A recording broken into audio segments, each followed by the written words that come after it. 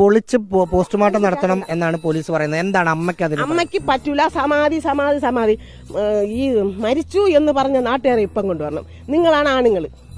മരിച്ചു കൊണ്ടുവന്ന നിങ്ങൾ ഞാൻ ആൻസർ പറയാം. ഞാൻ കണ്ടില്ല, ഇതെല്ലാം കണ്ടില്ലെന്ന് പറയാൻ പറ്റൂല. കാരണം ഈ ദേഹത്തിന് ചെറിയ തുടുപ്പ് നെഞ്ചിലുണ്ടായിരുന്നു. അങ്ങനെ ചെന്ന് ഞാൻ അങ്ങനെ കുറച്ച് നേരം സംശയം പറഞ്ഞുകൊണ്ടിരുന്നപ്പം പിന്നെ എല്ലാം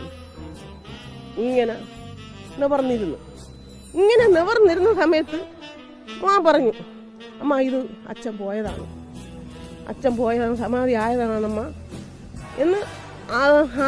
ഈ ഇങ്ങനെ നമ്മൾ സാധാരണ ചമണം കൂട്ടും പോലെയല്ല, കാലൊക്കെ എടുത്തും ധ്യാനത്തിന്.